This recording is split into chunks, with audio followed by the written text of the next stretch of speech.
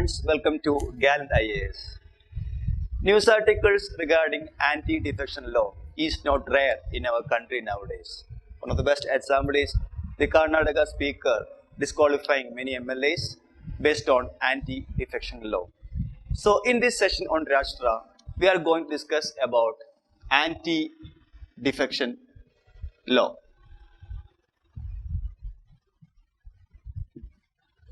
What is a defection? A defection means to change one's loyalty to his party, right? Defection means change loyalty to one's party. And to address this issue, government has come up with a law called anti-defection law under the 52nd Amendment Act of 1985. And through this, it has inserted a new schedule called 10th schedule, which detailedly explained the provisions of anti-defection law. And this concerned law says about the disqualification of members of parliament and state legislatures on the ground of defection, right? Here we are going to discuss some of the provisions of disqualification.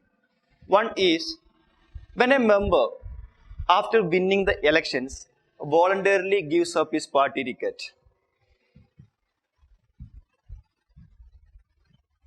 That is, after winning the election, if a person voluntarily resigns from his party, he can be subject to disqualification under anti-defection law.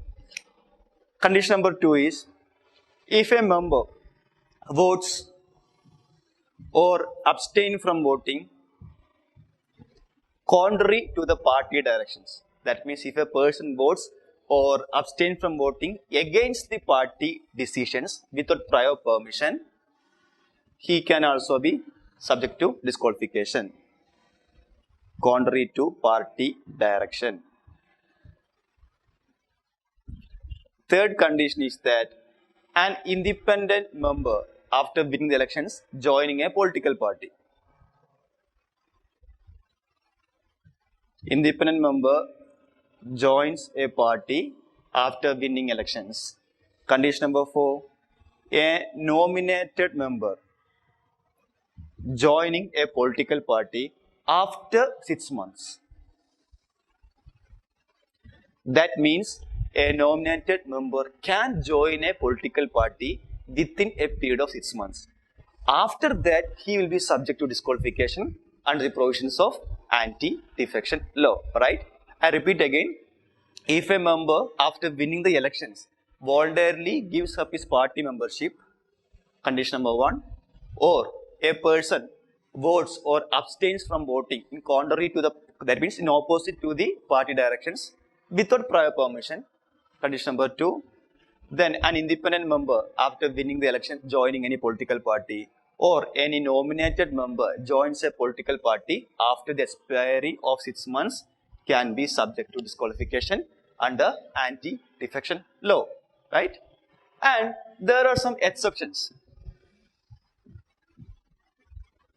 That is, if a person voluntarily moves out of a party as a result of merger of political parties. That is, if 2 or more parties join to form a single party, merger in the sense 2/3 of members agreed for such merger, right? If the 2/3 members of a particular political party agrees for merging with another political party, that is considered merger. At that time, if a member moves out of his party, he will not be subject to disqualification under anti-defection law, right? The another exception is a member after being elected as a presiding officer. Say example, Speaker of Lok Sabha or Speaker of State Legislative Assemblies. That means a member after being elected as a presiding office of the House, he can resign from the party because this is to maintain the impartiality of the House. It is not necessary that a presiding officer should resign from the political party, but if he does so or if she does so, he will not be subject to disqualification under the provisions of anti-defection law, right? And again, earlier there was a provision that exception in the case of split. That means a person moves out of a political party if the party got split by at least 1/3 of members. I repeat, if a party got split by at least 1/3 of members, earlier this condition will not be applicable for the disqualification of a member, but now this split provision is deleted under 91st Amendment Act. That means as of now, if a person moves, that means resigns or moves out of his political party as a result of split of 1/3 of the members, now this safeguard is not applicable in this case, right? So as of now, only two exceptions are provided. Only two exceptions are being provided, right? And regarding, I repeat again, exceptions. If a person moves out of his political party as a result of merger of political parties, he will not be subject to disqualification under anti-defection law. Another exception is a member, after being elected as a presiding officer, he can voluntarily resign from his party because it is to ensure the impartiality of this house. These two are the only exceptions currently applicable, right?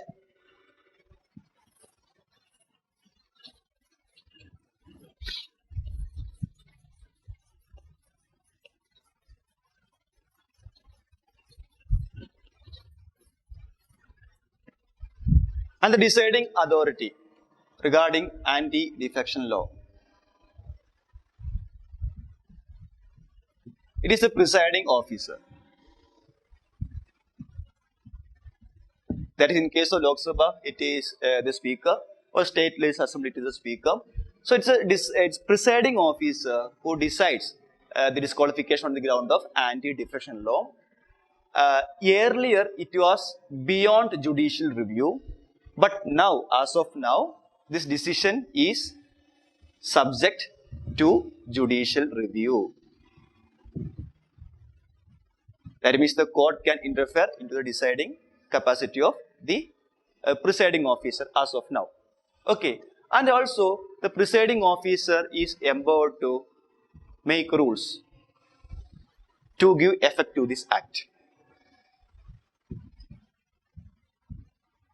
Right? And that's all about the anti-defection law. The main things to be noted down is that comes under 52nd Amendment Act, introduced a new schedule, that is 10th schedule, and currently only two exceptions are there, right? And the earlier exception provided for split was deleted by 91st Amendment Act, and the presiding officer is the deciding authority, and currently it is subject to judicial review. I hope you are clear with anti-defection law. So please go through these provisions once again. You can expect a question from this also. Thank you for watching.